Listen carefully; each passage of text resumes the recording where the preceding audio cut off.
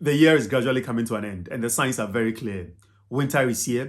Morocco is about to win the World Cup. And my birthday is in 2 weeks. Yay! And like many of you, when the year is coming to an end, we take stocks of our lives in order to know the things that went so well, those that did not go so well, in order to learn the lessons there are in and be better people in the coming year. And so in this video, I'll be sharing with you 5 key financial lessons that I learned in this year, 2022, and those that I'll be taking forward in 2023. I hope you learn a thing or two. Stay tuned.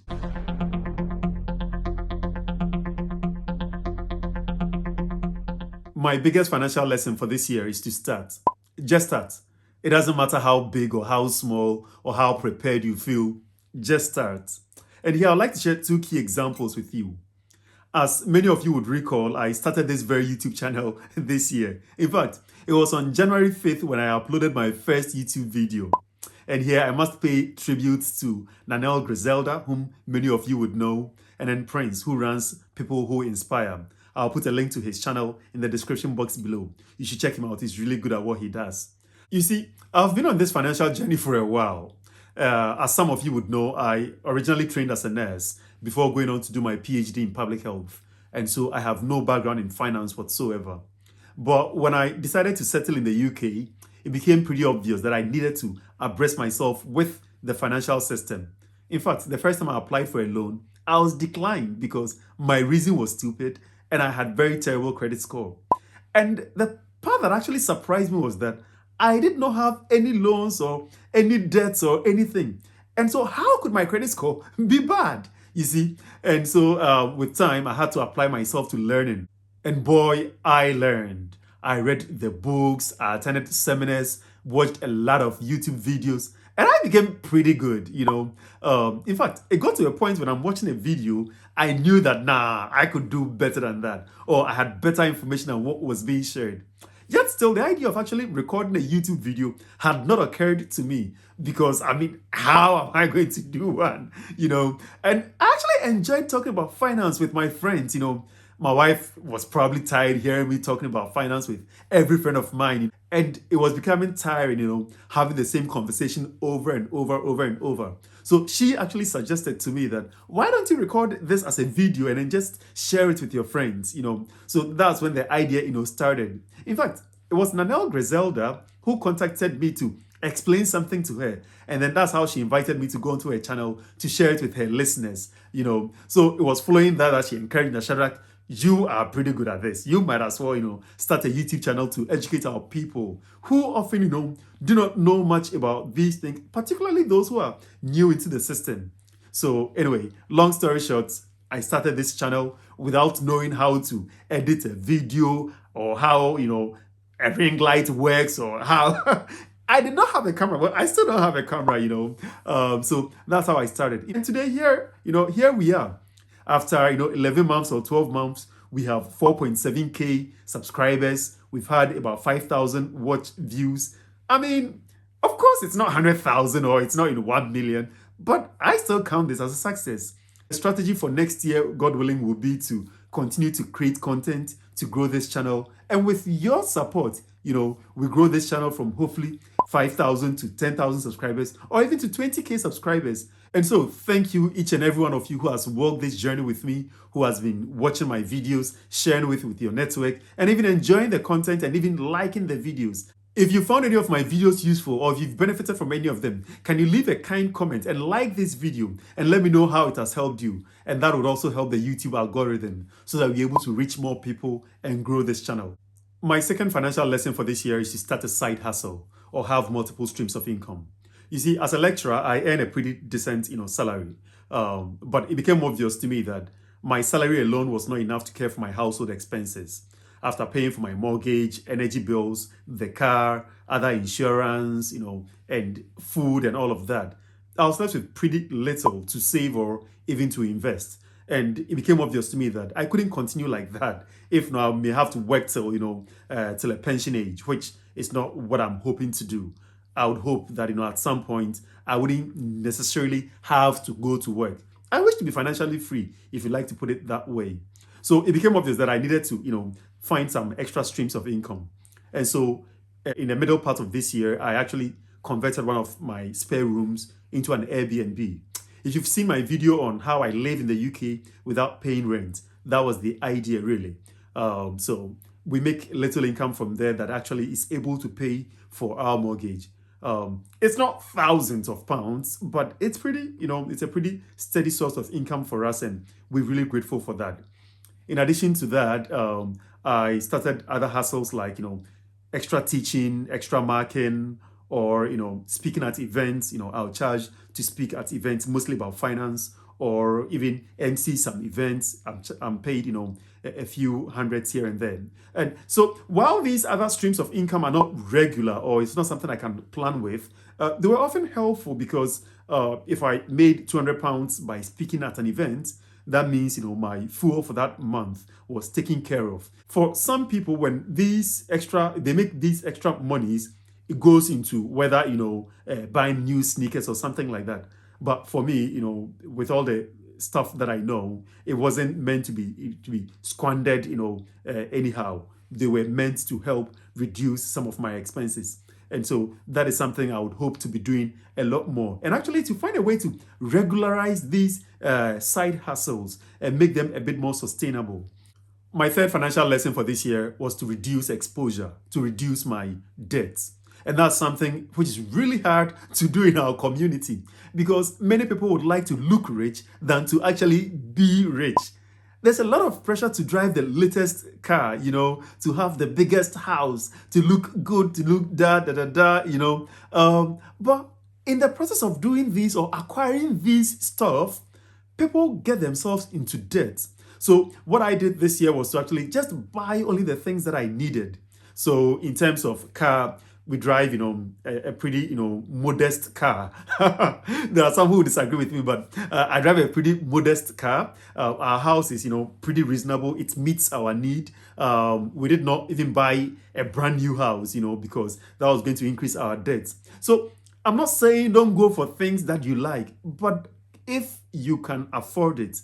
And how do you know whether you can afford it? Is to ask yourself, how much am I paying towards interest and how much am I paying towards principal? And if you've been following my channel for a while, this is something I'm really big on. Whether you are buying a house or buying whatever, make sure you can afford it on your own rather than having other lofty ideas. As we've seen this year that good times don't last forever. The market is crashing. Houses are going to go into negative equity. If you've taken too much debt than you can really afford, that can hurt you. And so that's something that, I managed to do a lot of. And I must say, it doesn't come easy in our community. There are people who have approached me. Oh, Doc, why don't you get some of these big cars? I wish I could speak, the local language they would usually put it.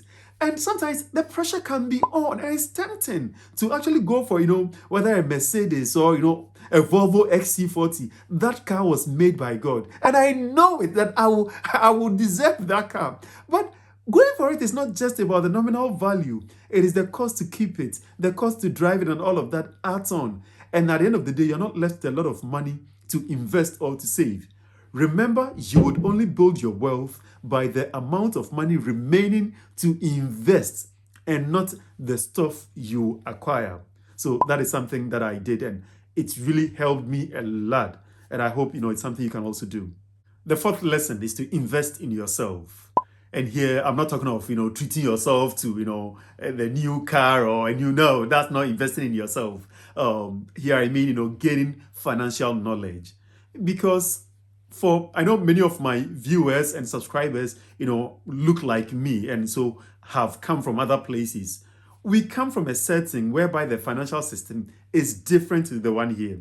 And if you don't understand something, you need to ask. And the resources are out there. There are people who have called in the middle of, the night or even at dawn that, man, don't go for that deal. It's a terrible deal. So if you're not careful, you go and, people wearing shiny suits and all of that speak some English to you and you go for some deals, you can get yourself into some debts you can't get out of. So please find some time to, invest in yourself, soak these YouTube videos that I create, watch them, learn from them. If you don't understand, ask me in the comment section and I promise you I would respond. I've spoken to some people offline and, on various other platforms. We need to learn, we need to acquire this knowledge in order to be better. Of course, you don't have to become, like an expert, but you can invest some time into understanding, and then gaining some knowledge, and putting the money in the right places. And this would really help you. So that's something I've really enjoyed. This year, I read about 5 finance books, and then attended 2 seminars. One was paid, one was for free. That's something I would hope to do more in the next year. I actually want to attend a course on property investment. I've got a few here and there, but I really want to attend a course by, an expert to learn more and then be better at it. Because, hey, why make mistakes when somebody has already made them? So you can learn from each other. So if you've not subscribed to this channel, kindly subscribe, and like this video. Leave a comment so that you follow. Once I post a new video, you get notified, and we learn on this journey together. The 5th and final lesson that I've learned this year is to believe, is to have faith. Things would work out. I used to be a very risk-averse person, and that's not a compliment. Invest in something, oi, I'm not doing it. Buy land in Accra, oi, I'm not doing. Bitcoin, oi, I'm not doing that. And I'm not saying that I've become risky. No, I'm still a bit risk averse, but I'm way better than I used to be. Now I'll even take time to understand. If it still doesn't make sense to me, I'm not going to go into it. So, in fact, I don't invest in Accra lands as a matter of principle because I don't understand how it works. But there's things that I can do now. I invest in the stock market. I know it's a bit risky, but I still, I'm comfortable doing that. I invest in a private pension. I invest in properties, and I do a few things here and there, which I would hitherto not even, think it. Because I grew up in an environment where I was only used to, earn a salary, spend what you can, and whatever is remaining, save it. But that formula doesn't work again. So I need to relearn. And I believe maybe you also need to relearn certain things and come on this journey with me. I've had to, partner with people. And in fact, that would be my last point. And it's a bonus point, the 6th point. You don't have to do it alone. You can partner with people. And this is something we already do. I know some friends who do, what we call susu, or the Nigerians will call ajo. Some friends will come together and give themselves soft loans. Every month, they contribute £500 or £1,000 each and give to one person. At the end of the month, they contribute and give to one person. If you are 10, it means in a given month, you get £10,000. And this is something we can do to help each other. Of course, there's an element of trust, and you have to be careful who you get into partnership with. But you don't have to do it alone. Not just about putting money together for a soft loan. It could be actually partnering to buy a property to rent out together.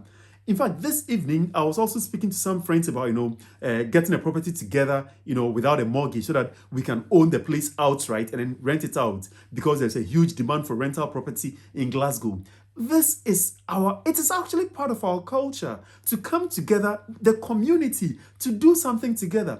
And this is what other people are doing, and we can do it to help ourselves. You don't have to suffer alone. You don't have to make the mistakes that somebody has made. And I'm really grateful to God for, the sort of friends and, community that I have around me. Of course, some can be, unnecessary, but, for the most part, they are really useful. Friends who then, in fact, before I bought my house, I had friends who had bought homes, and they taught me the whole process, how they went about. In fact, some people recommended others to me, and this is what we can do to help each other.